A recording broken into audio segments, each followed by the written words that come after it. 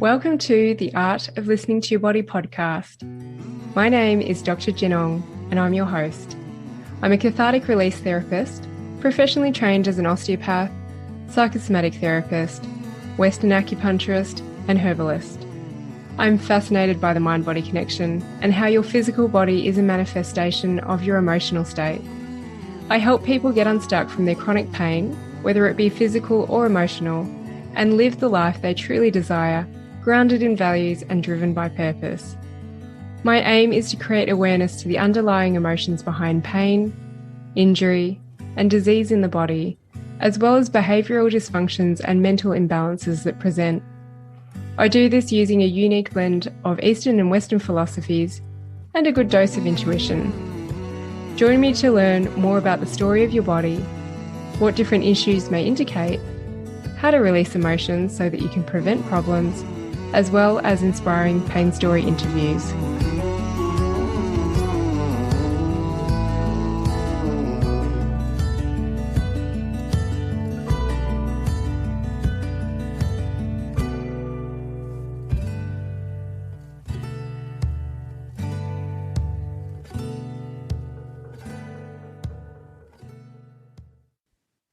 Rachel Dunn is a visionary, 10 years ahead of the times with her ideas, creativity, and inner knowing. She's a thought leader and is driven to change the face of video marketing online. Rachel has worked with some of the biggest icons in Australia, spoken live on stage to 2,500 people about building a video brand, and best-selling author in 3 countries. With her creative right brain and left brain exercises, Rachel transforms camera fears in just 7 days and has helped thousands of people all over the world. Rachel and her husband Michael teach people to master video marketing inside their Girl Director Academy and are in post-production for their first documentary, Through Elephant Eyes. Welcome to the podcast, Rach. I am really looking forward to you sharing 2 very, what sounds like interesting stories, which I don't actually know a whole heap of the background of. So looking forward to diving into that and having you share everything about what you do with your life today.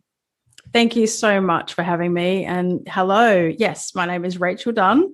And I've got lots of missions that I'm excited to share the wisdom that I've collected. So I'm excited to be here. Thank you. Great. So can you tell us a little bit more about who you are and what you do? So I love to make a difference. So I am tied into what we do in our business as well as making a difference with animals.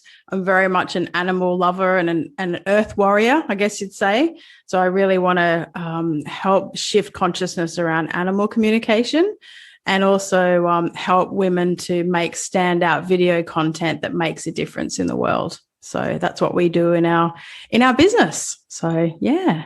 Interesting. Can you tell us a little bit more about the animal communication?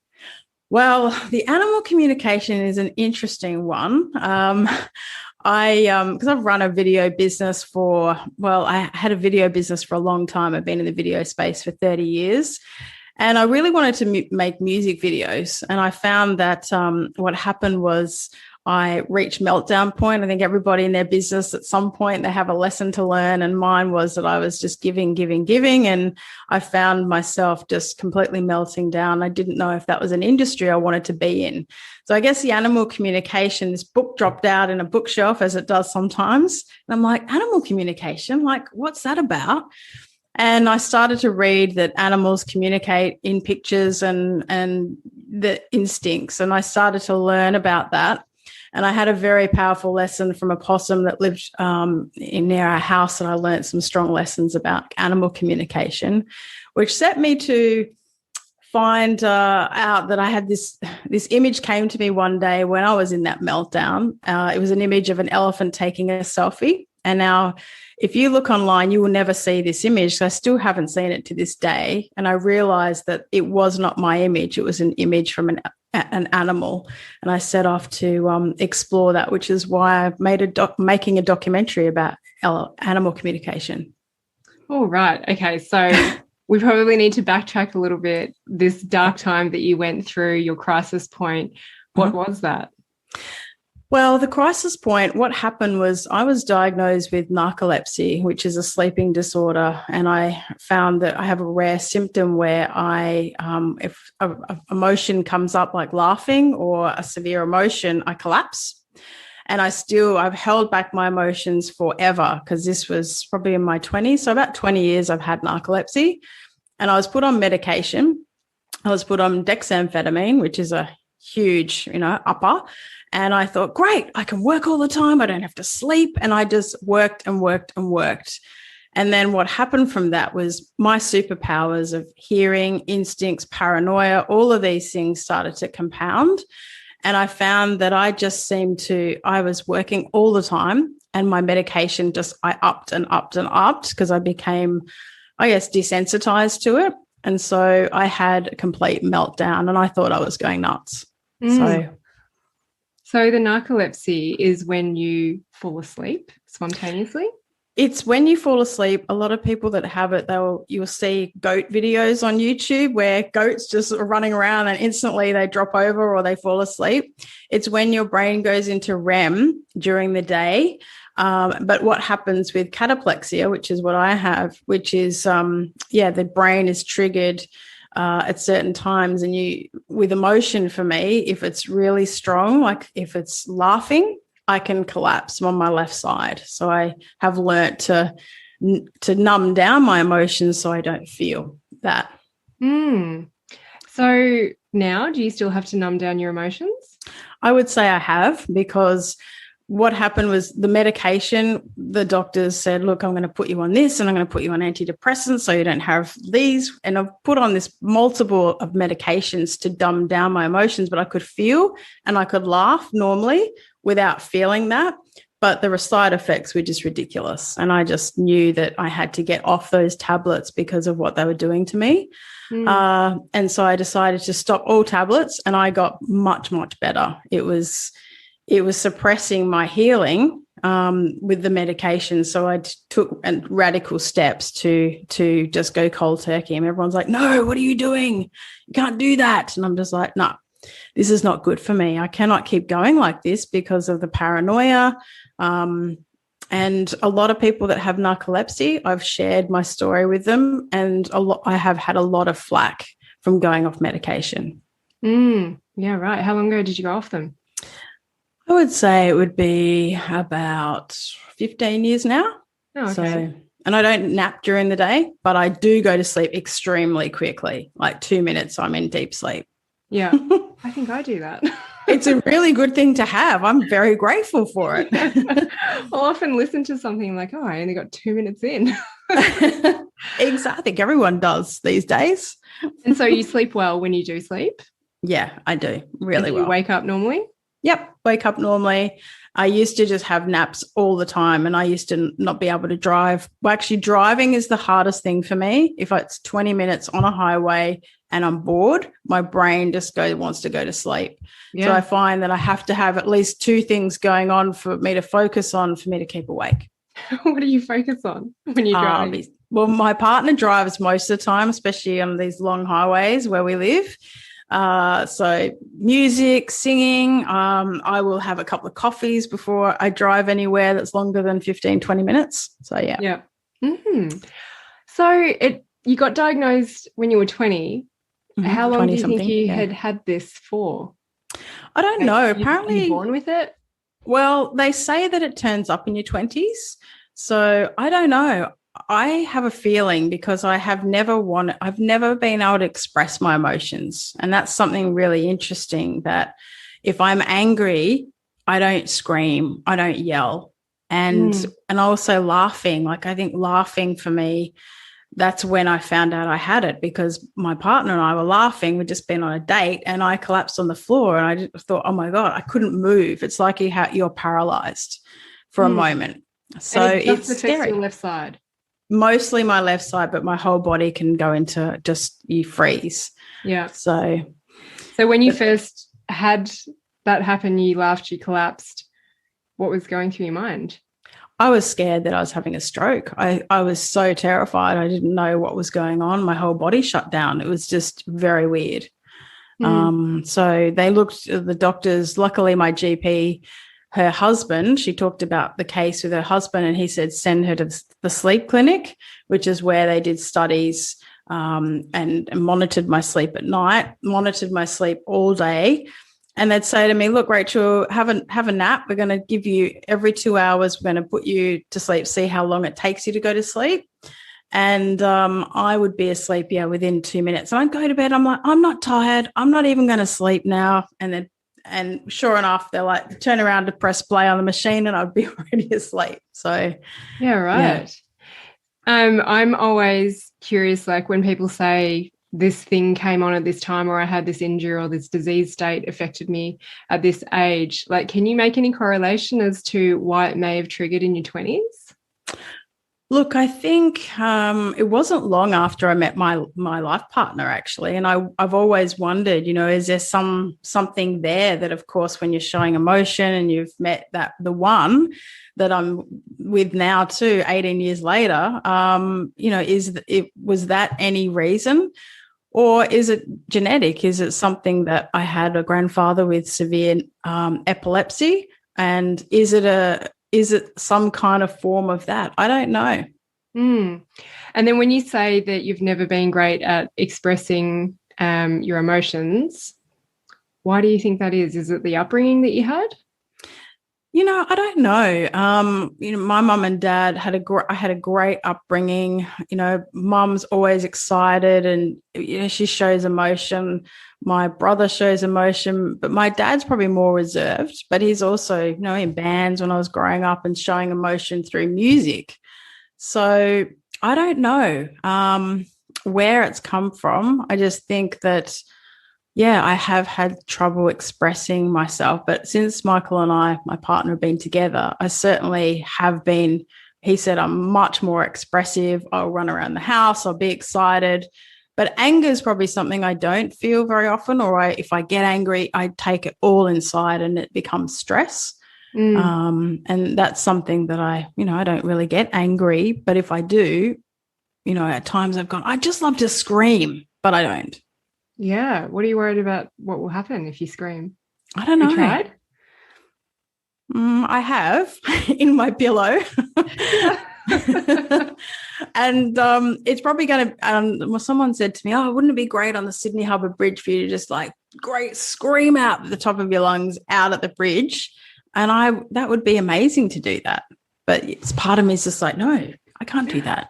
Oh, it's actually one of the techniques. It's so easy. It seems silly that you would prescribe it, but it is one of the things that I start my clients off with. And when it's just like all too overwhelming and you can just see it wanting to burst out of them, I'm like, just try a scream. But it is amazing at how hesitant some people are and how much judgment they cast on themselves. They're looking out, because I say do it in the car. It's a good way to keep you awake. You do it in the car, but then they're looking around like, who's watching me? I'm like, no one's going to hear you. And what happens when people do that? Yeah. So when they finally get the scream, it's just such a variety. Like some people are so liberated by it. Other people, the scream comes out because firstly, people think, it's the anger that needs to come out. I'm like, don't even try and predict what's going to come out of you. It's that emotional, physical, there's a little bit of a physiological shift that happens when you scream. And sometimes people just surprise themselves. They're like, wow, I felt the anger and I felt it in a different way, like the heat in my body or whatever. It just took over me. Some people, very quickly, it shifts to sadness. And I do find that anger usually overwhelms the sadness. So you shift the anger maybe in a scream, not that a scream has to be angry, and then the sadness, the tears flow, the sobbing flows, and people are just surprised, like I had no idea that I had that sadness inside of me. And then other people who are a little bit hesitant when they do it, they're like, oh my gosh, it was pathetic. A squeak came out of me. Nothing came out of me. And they observe all of the self-judgment that they have on themselves. But most people are determined, and I say, look, just do it every day for 3 weeks, work your way up to it, realize that you're not going to die when you do a scream, and just see what happens. It's almost like we're attached to this outcome of what the scream will do for us, that it will shift our anger, it'll shift our sadness, it'll make us feel amazing. And we never know what it will do, but you don't know unless you try. I will do that. And instantly what came up for me then was, I don't want anyone to hear me. I'm going to have to do it between the driveway and the road on the dirt road and say that no one can see me or hear me. Yeah, What's you that live about? off the grid, don't you? So but neighbors can hear. Yeah, it's fascinating. And I do often get people when I'm describing things like, just tune in. Where are you feeling this in your body? And I'm just curious about like why your left side of your body gets affected and why not your right side. And we can go into that if you're open to it a little bit later. A lot of things happen on my left, so it's really interesting. Yeah, fascinating. So yeah, I encourage you to do it. And there's always a few rules that you follow when you're doing some emotional release work. It's that you don't hurt yourself, you don't hurt others, and you don't go and break things unless you're prepared to clean up the mess. So like smash a plate if you're prepared to clean up the mess and it's not going to hurt anyone else. I can scream in the car. That's not going to hurt anyone else. I'm looking forward to seeing how this goes. Yes, me too. Although I have to say, with that narcolepsy and you having strong emotions, is maybe driving in the car at the same time is not a good idea. Okay, I'll park because we are on a dirt road and it's, so I won't be on the main road doing it. Oh, cool. Okay, so anger. What about your parents with their anger expression? Because sometimes it is that they didn't know how to express anger or they were really explosive with it. And so you actually fear expressing it. I think it's a fear around anger because I never liked being told off. Like it was almost like I would go into shutdown if somebody said, Rachel, what are you doing? in that voice or something.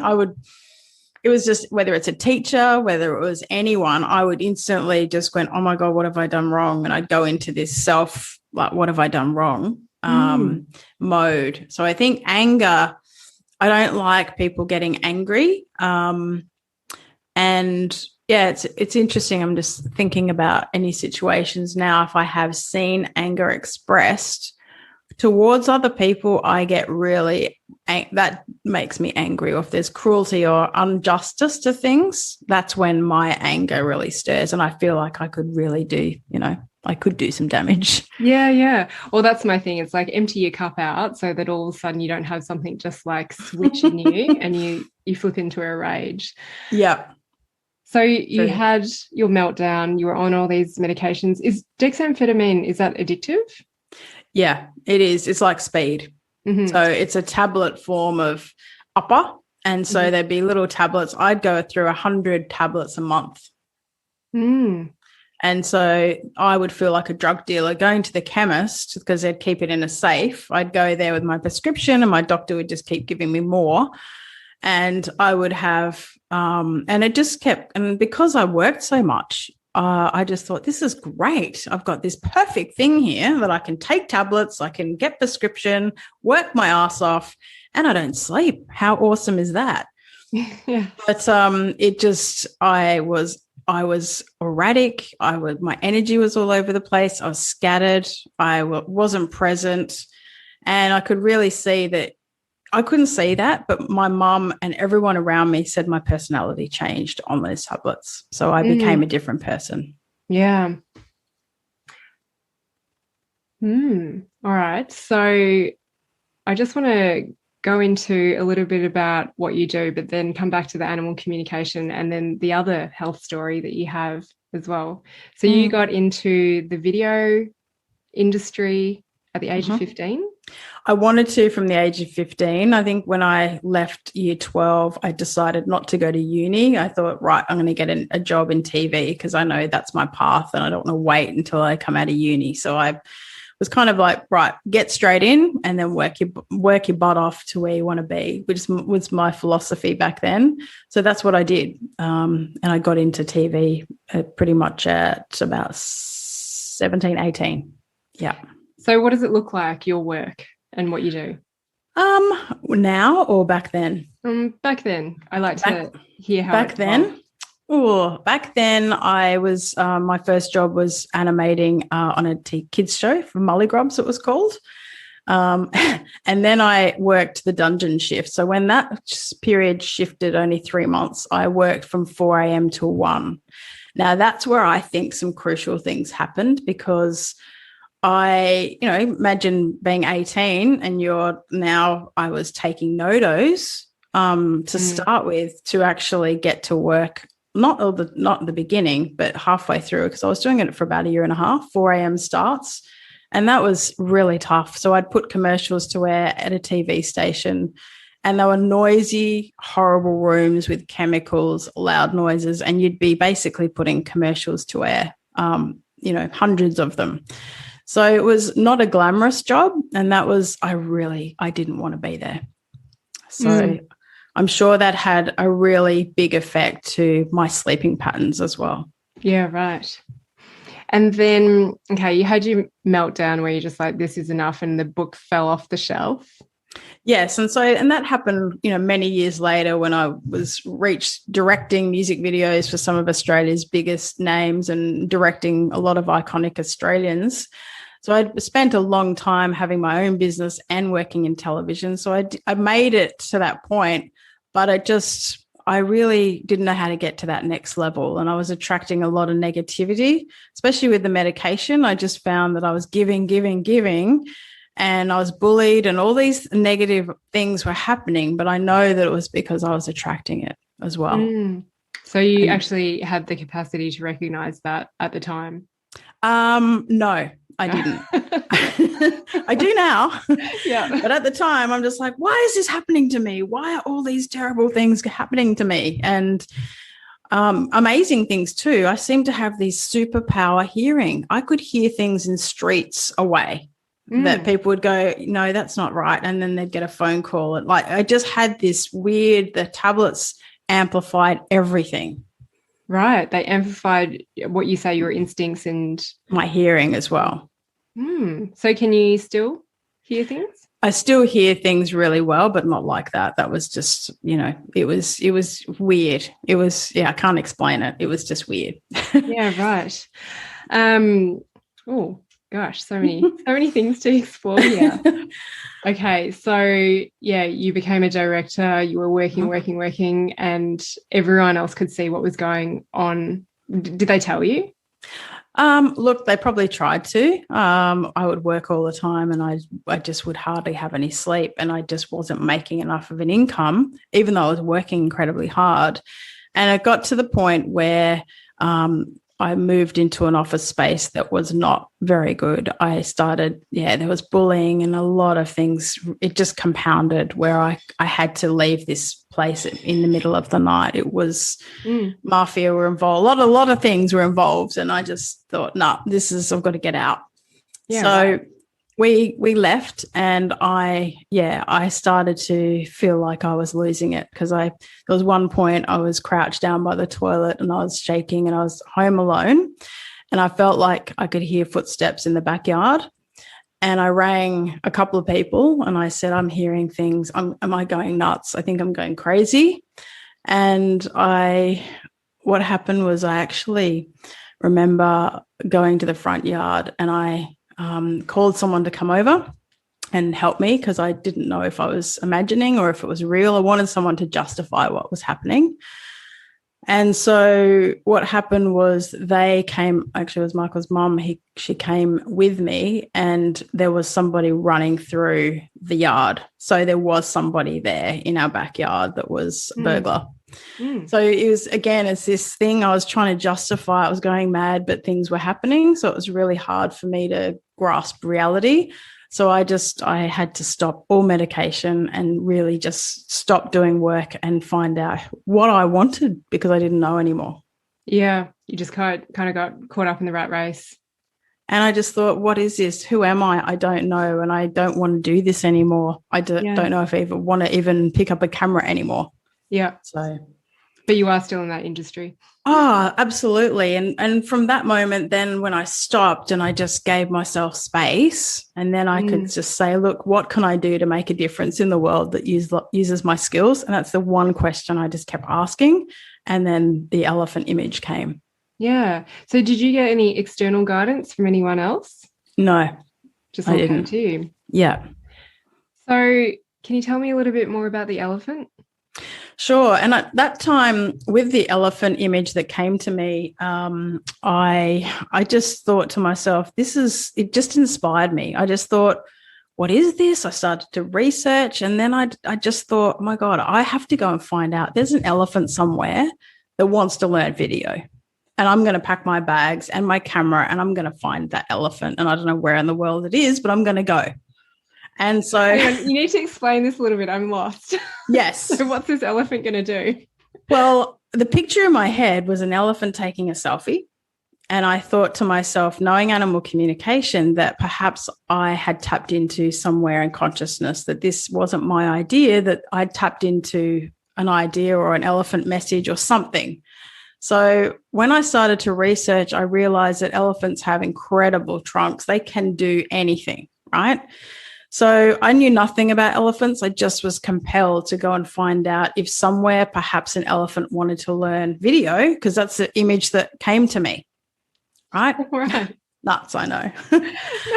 And I got on a plane with my camera gear, and I went and I thought, I'm going to go to Thailand because that's close to home, and I'll see, let's just, start safe. And so the first elephant that I met was Peter, and he'd just finished filming a Samsung ad showing exactly the image that I had in my head. Oh, right. So funny how that happens. Yeah. And I realized then that the actual documentary was bigger than an elephant taking a photo. So is that documentary, you filmed it all and you're putting it together? I'm putting it together at the moment. It's been 7 years, and we've just been to Africa. And so I've worked with animal communicators traveling all around Africa following elephant messages. So there's, it's an important documentary to shift consciousness and show people that you can listen to animals. They're talking to you all the time. What are some key things that you learnt on this journey with the elephants? Well, the one thing was I stopped all medication when I went, because in Thailand I couldn't take my tablets, they're illegal. So I went cold turkey when I went. So I thought, right, what a good reason to go on this journey and heal when I have a project to do. So the one things I've learned, I guess, is follow your crazy ideas. I'm a big advocate for that. Following your intuition, but also that animals and elephants especially are healing. The incredible healing stories I heard about elephants. There'd be kids with autism and all kinds of things that send kids on a camp with elephants for 6 weeks. Every weekend, they'd come back and their communication was profound. They were able to speak. They were able to communicate. There was something that shifted when they worked with elephants, a little bit like horse therapy, I think. But there was people said to me that you could heal your headache when you put your head next to an elephant. I did test that and my headache disappeared. So there's a lot of, really crazy things I heard about as far as healing when it comes to elephants and their sound and their frequency and what they're here to do. Wow. When's this going to come out? Well, I'm working on it now. So I'm hoping by next year. Okay, cool. Gosh, it must be quite a project to put together 7 years of work. It is, yes. This is interesting. I've never heard of this. That's why I like to bring people like you on. Good. Well, I love it too. It's good. And so this is part of your healing journey, working with the elephants? Absolutely. Yeah, I would say it is. It's all about healing, but it's all about giving them a voice, because when I went to go and make this doco, I was terrified of being on camera. And I realized that when I have a cause greater than myself, that I would speak. And that's where, when you're a voice for voiceless, you realize you are their voice. Yeah. So that's an important message to get across. And that's why I love helping women, especially to share their voice if they've felt hidden or felt trapped or invisible on video. That's why I'm really passionate to help them wherever I can to get out there. Yeah. And that's a huge thing with most people that I work with who maybe want to get their message out there. Like I did it out of fear because I didn't know where my income was going to come from, but it was the best thing I ever did. But so many people that I think have such a unique and amazing message, but they're too scared to share it because of fear of judgment and criticism. That's interesting. So you had the same thing happen to you with fear? Yeah, but the fear is what drove me to create what I'm doing now. And thankfully it all went down well. I don't think I've really had any criticism. I don't want to manifest it, but I am in a place where the cause is bigger than anything else that I know that it's worth standing up for. I love that. When you fight for something, you know that you're on the mark. If you're not willing to stand up and speak for your cause is not great enough. Yeah. Yeah. So keep digging in. Yeah. I love that you managed to, I guess, work it out on your own. Oh, there was no mentors back then and no camera confidence training. There's thousands now doing it, but that's always the way. We'll get into the camera stuff in a minute, but you have another really interesting journey that just happened last year. So this is in regards to your health again. What happened? Well, yeah, it was May last year. I found a lump during COVID on my left breast, which is the left side. Right actually at the top. And I kept feeling it. I'm like, oh, it's a gland. Don't worry about it. It's all good. And then I'm just like, no, this feels different. Go and get it checked. Even though COVID, I thought, And I knew deep down that this was not normal and I was freaking out. And I remember saying to Michael, okay, I've been thinking about this for a while. I'm freaked out. And then he touched it and is like, yeah, okay, go and get this checked. And I went to the doctor and of course it was the last appointment on a Friday. And she's like, yeah, that does not feel right. And I'm like, okay. And she's like, we'll send you on Monday to get a biopsy. And I just said to her, okay. And that whole process of finding out is, your life flashes before your eyes. But I already knew. I thought, I know that this is something else. So I just thought to myself, now I'm going to arm myself. I'm going to start putting things in place now. Even I'm not going to wait to find the answer out if it's a tumor or not. So I started to implement chrisbeatcancer.com, which was an incredible resource for me going through this. All natural, all just educating myself around what I could do and not jumping to what the doctors said I should do. Can you just repeat what that was? It was chrisbeatcancer.com. Oh, okay. He healed stage 4 colon cancer about 12 years ago. And just his protocols, I learnt so much and I've helped and shared this with a lot of other people since. And it's just incredible resource. It was the best $100 I spent on my health. And so, yes, it worked out that she called me just 5 minutes before we were due to do a webinar. And I was like, right, this is, it's a tumor and, this is what's going on. So, yeah, it was a stage 2 lump. And so she said, look, it's important. So I had to think about what I wanted to do. And I went back there with my partner. And I was very adamant that I did not want to do chemo or radiation. I just made that decision very clearly. And even though, okay, it was a very early stage, just something inside me said, right, get it out, go and get it operated on, and then heal. Give your body a chance to heal and measure the results so you can see if what you're doing is making a difference. So that's what I did over. Everybody was nervous around me. They're like, oh, there's cases where people do that and they die. And it was very hard to find people that were on the alternative health path. So I found a couple of really amazing women that have healed themselves and they're still here many, many, many years later because I wanted to surround myself with people that had healed the way I wanted to heal. So I just shifted my complete lifestyle, all juice, water fasting, frequency healing, bought a Rife machine. I did a lot of things to shift my health because I was depleted in every single vitamin D, vitamin B12. I had depleted everything. So, and I'm just taking a breath so you can speak. Yeah, I'm good. Can I ask how old you were last year? Yeah, 48. You're 48? Yeah, 49 actually. Yeah. Wow, you do not look that old. Good. I ain't that old, right? So don't feel it either. That's definitely caught me by surprise. Obviously, we're talking on video, but everyone's going to be listening on audio, but they're probably going to go look at you now. You do not look like you're 48. You look like you're in your 30s. Good. How long did you leave the lump before you went and got it investigated? Probably a month. Mm-hmm. So it was not long. I just kept this voice was there all the time, like, go to the doctor, go to the doctor, go to the doctor.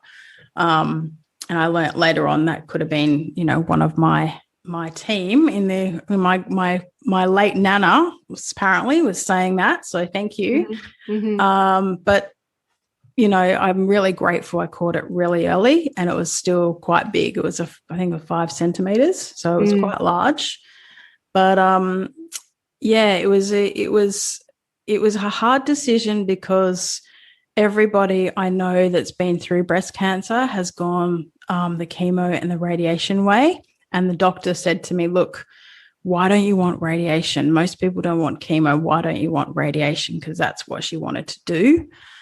And I said, I want to know that what I'm doing is making a difference. Like, I can measure my own blood test and see that what I am doing is going to shift the markers and the results. Just like marketing, you've got to measure to see if it's working. And so that's what I kind of applied to my own health. Like, I have to see the numbers, and if it's not moving, then I can make another assessment. But everyone's journey is so different in this. Yeah. We also live off the grid. We moved into a house where I started going into the garden, pulling out weeds, doing a lot of things in the garden, which I'm sure has also a huge effect on my healing. It feels this land is a healing place too. So I'm curious, that month before you got it investigated, can you just tell me what was going through your mind? Like, what were you hoping it was just going to go away? I thought it was my glands, because I've had swollen lymph nodes before, and I thought it was just that time of the month. They're just, they've flared up. I've got no family history of cancer, and I'm just like, mum's had that. I've had a biopsy before, but this felt different. It was in a different place. But that's what I questioned, because no one in our family has had it before. I just thought, well, it can't be me. Like, I'm healthy. I live in the bush. I work for myself. But at the same time, I feel that we work with our clients on a thing called a self-image, where you work out who it is you want to become. And I'd worked a year before on who I wanted to become in writing, and it wasn't showing up. I wasn't doing the work. I wasn't going to the gym and getting fit and looking after what I wanted to eat. And so I feel like it was a really good kick up the arse, because now I'm actually going to the gym 5 times a week. I'm doing boxing. I'm doing all these things that I wanted to do before, but it actually kicked me in the arse to do it. Yeah, right. So can you tell us what healing modalities you went through and what insights you gathered on the journey? Yeah, well, the first thing I did was go raw. I decided we learned a lot about juice fasting. So my partner was extremely supportive in whatever decision I wanted to make. So he would do juice fasting with me, and then we moved to water fasting. So we did a couple of water fasts, which were for 3 days. And I was really scared of doing water fasts, because I have just felt, okay, well, that's nuts. Who can survive on water, right? But I found it was incredibly enlightening being on water for 3 days and just letting your body heal and just go to those bits that needed to heal. So what I did was I overdosed on nutrition.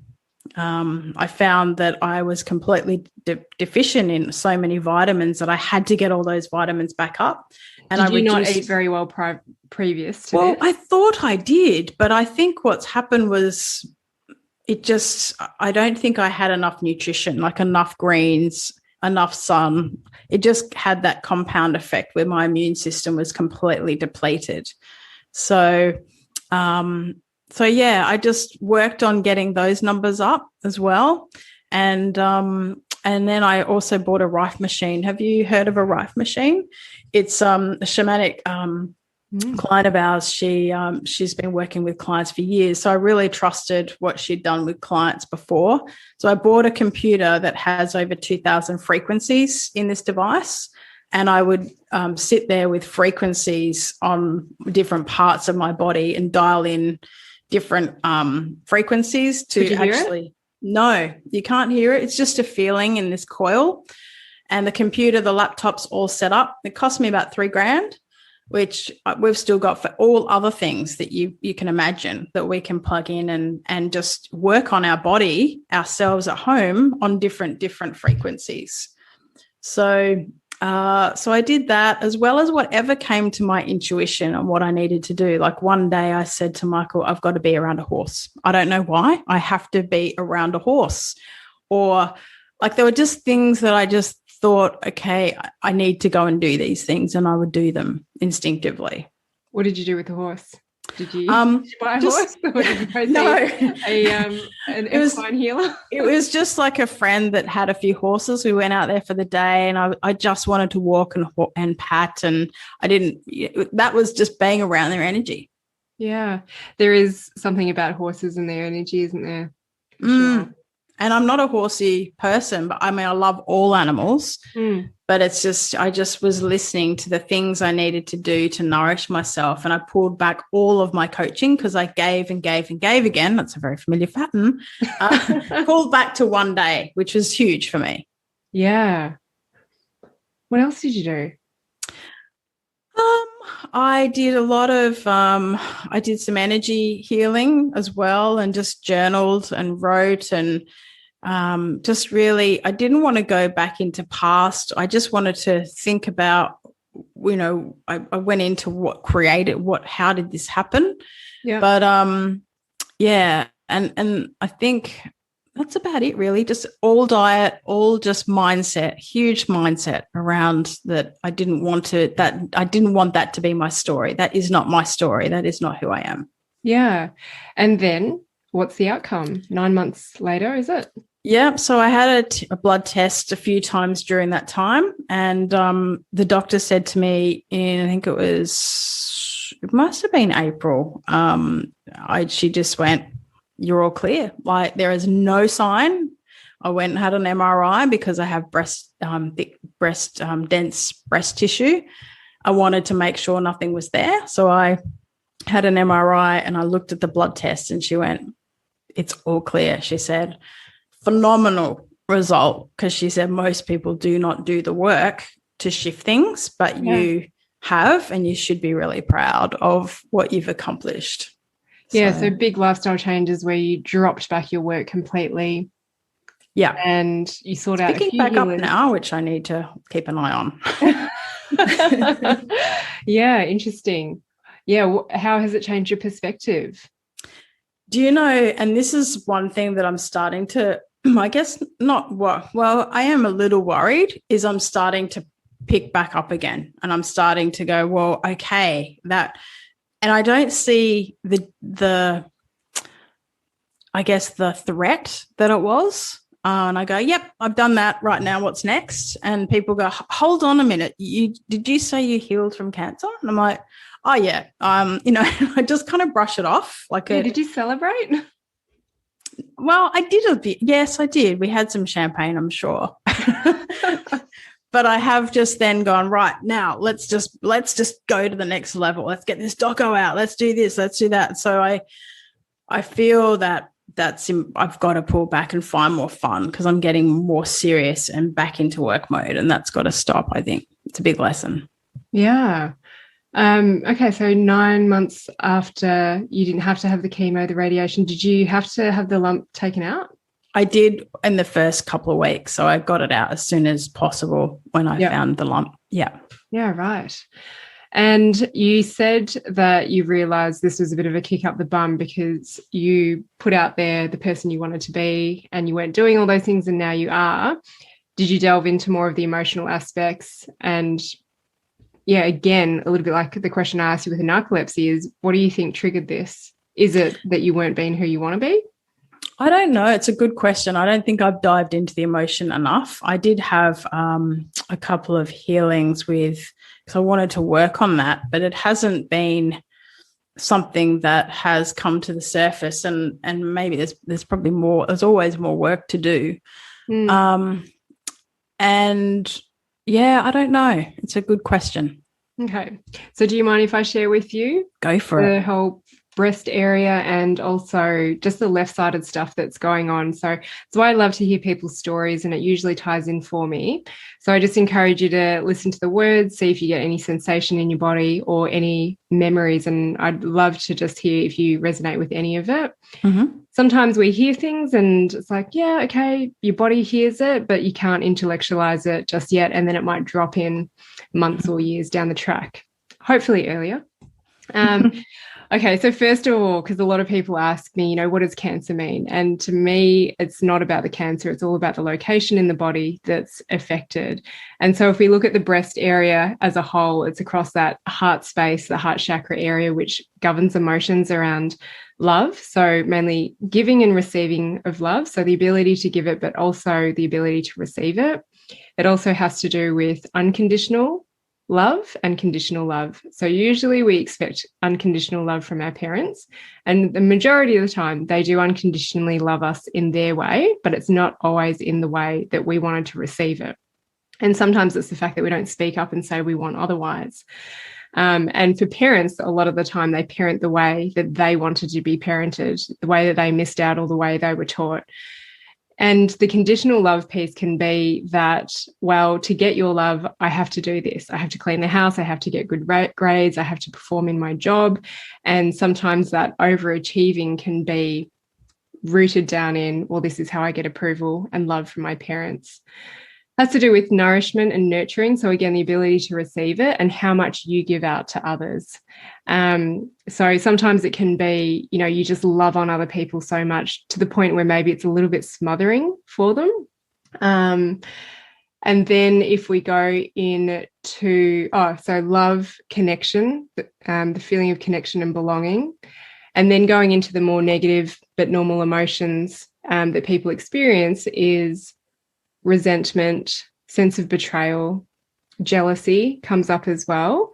And there's usually a strong tie in with the hip and pelvis area if you've got anything going on there. So that's sacral chakra, which governs those emotions around the relationships that we have in our life.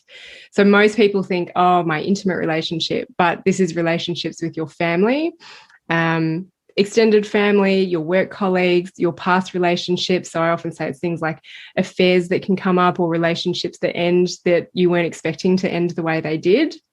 And then even just like the dynamics of your current relationship and friendships around you as well. So it's a little bit more that I wanted to say on that. But first, does any of that kind of tweak any memories or any sensations in your body?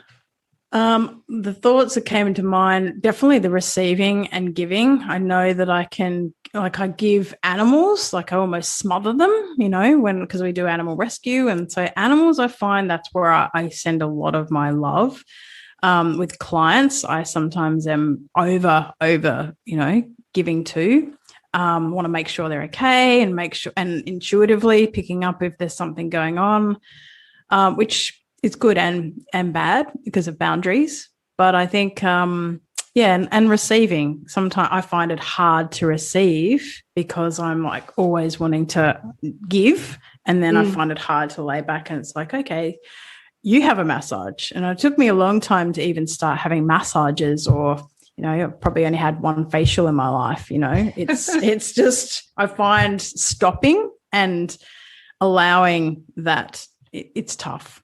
Yeah. And so that brings me into, there's a little bit of the anger piece that you talked about that comes into play, but the whole left side of your body with the narcolepsy, and maybe, the narcolepsy is one piece and then the breast cancer is another piece. So you were saying that everything affects the left side of your body. And with the breast cancer piece, the left side of your body is the feminine. And so a lot of people go, well, what issues do you have with females in your life?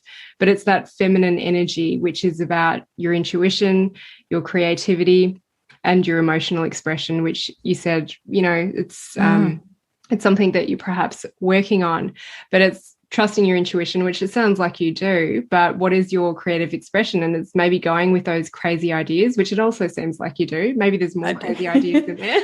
There is lots more, and I don't think I do that enough. The spontaneity is what I'd love to do more of. Yeah. And then it's also, you said that you've got this ability to go, and, go on all those uppers as well. And that almost like the collapsing and that left side of your body, it's like the checkout. We can't do it anymore. You're not listening. Maybe you've got a bunch of other ailments, but you're just really good at suppressing them. And then your body literally has to paralyze itself for you to stop. And so what I'm really passionate about is getting you to listen to your body and trying to not wait till you reach crisis point where you're forced to stop. And so feminine energy is the opposite of masculine. So masculine is the doing, the drive, the career, the analytical processing brain. And then your feminine energy is about that intuition, slowing down, creativity, emotional expression, the doing nothing. Sometimes it's going for a walk without a purpose, not to lose weight or get fit or oh to my get God, to a what? destination. And it's so uncomfortable. It's quite often when we do that. I mean, it's uncomfortable having something like breast cancer, right, that you have to work with, or being paralyzed. But there is another level of discomfort when you just stop being busy. And so, yeah, I love that you say that you note that you need to be careful about things ramping up, and maybe looking at how you manage your time and the clients that you work with as well, to make sure that they're really the right fit too.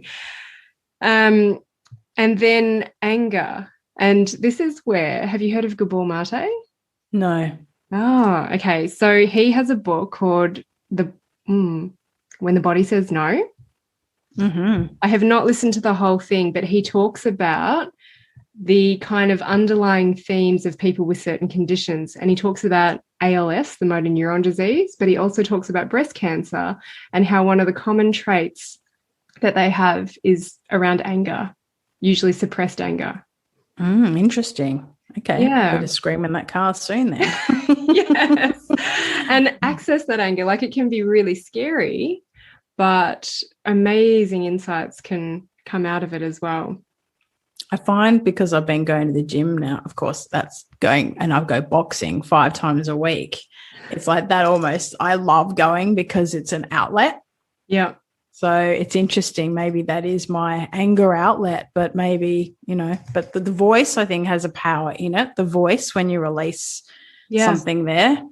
Yeah. Oh, I'm a big fan of verbal dialogue. So actually speaking out loud, because some people say, well, I journal. I'm like, okay, well, read out what you wrote in your journal as well. And sometimes, like, we get scared that the anger is going to be there for months, but most of the time it's not there for that long. But yeah, it may be that you can access this on your own, or it is that you can facilitate it with someone. But I mean, what I shared with you is more just creating the awareness. And if you feel sensation in your body or memories come up, it's usually, okay, they might seem like they're not linked, but go and explore them. And then it's usually through a dialogue process. And allowing it all to come up. Love it. That's really interesting. Thank you.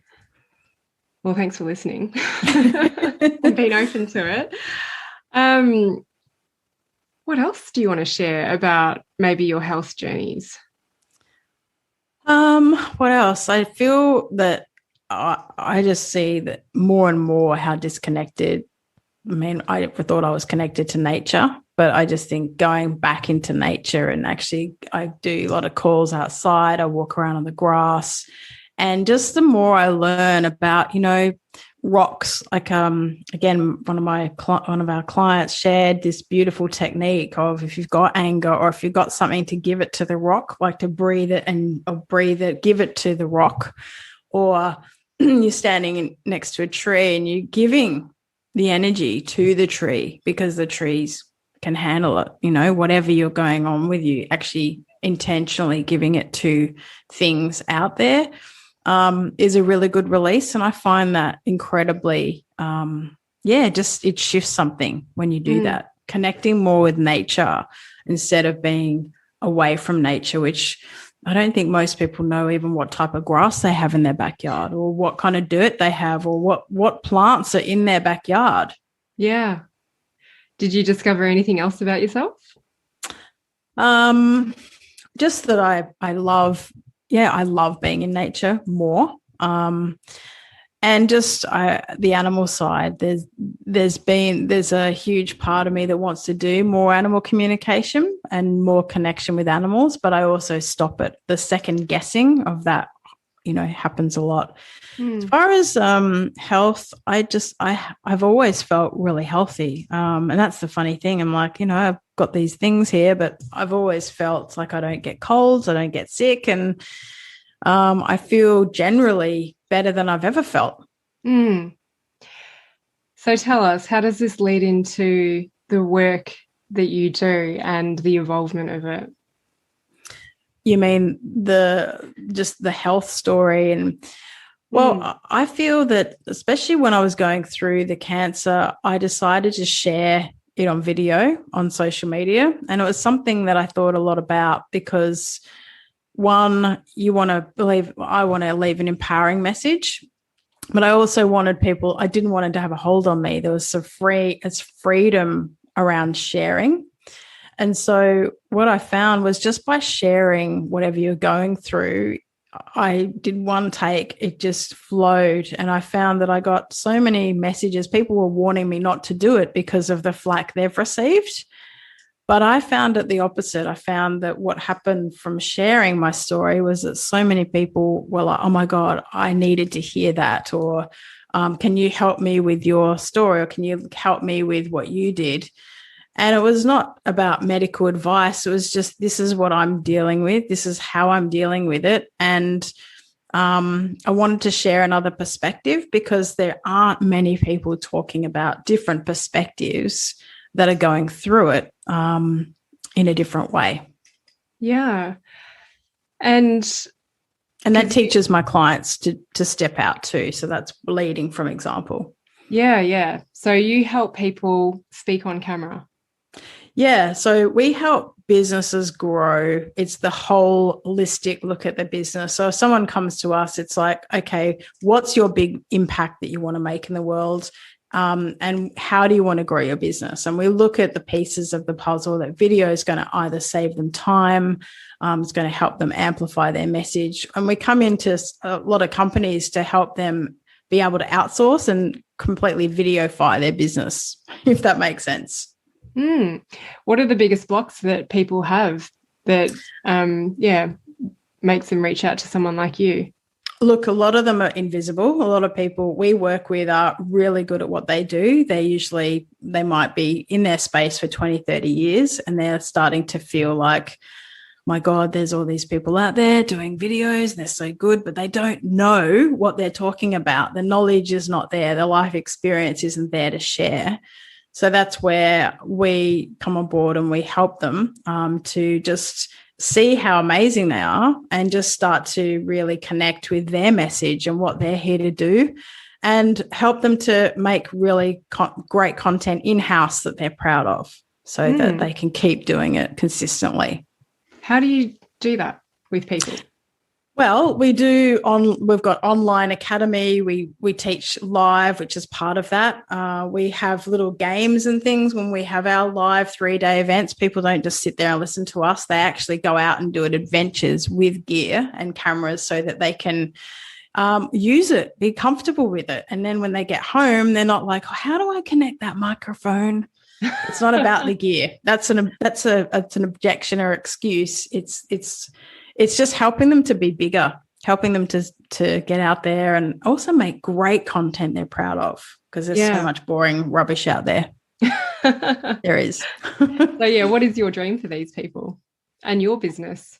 Well, my dream for them is to feel beautiful, to look at themselves and shift into that person they want to be and start to be leaders just in their own way. I see the future of marketing being documentaries, and that's why I'm very passionate about finishing mine, because I see big leaders have documentaries. When you look at musicians and people that are out there, you see documentaries. And that's really a movement that I want to lead. Business owners creating documentaries that make a big difference and a ripple effect. Wow. Yeah, I guess it's them realizing that they do have the knowledge and a message to share. And it's a documentary is a serious piece of work. It used to be books, but now it will be documentaries. Mm. How can people find you? Well, they can find me on Girl Director, girldirector.com, or come and find me on Facebook, Girl Director there, or they can reach out on, anywhere they can find me. Rachel Dunn, Girl Director, you'll find me. Do you only work with females or do you work with males as well? You know, we work with males too. We've got some incredible men in our community. Girl Director came from when I was a freelancer and created this brand that I could hide behind. And now it's just, we do mostly work with women because women are the ones that they are very much keeping themselves unseen, and they don't like the tech. Whereas guys are like, yep, got that sorted. So if guys are very open to coaching, want to get out there and want that nurturing and powerful space, then absolutely we've got a space for them. And is it just you on your own, or is your partner involved as well? No, Michael and I, we've been in the business. So we've really been together for 18 years, and he decided to be in Girl Director, which was a huge thing for him. But we work as a couple in business, in life, and in creating our reality and our dreams. And he's got huge visions too. So we work together, and we're just so excited about what we've created from scratch together. So I wouldn't be able to do it without him. Amazing. Good teamwork. Yeah. Thank you. Thanks for sharing your story with us today, and can't wait for your documentary to come out. Me either. Thank you so much for having me. I hope it's inspired some people out there.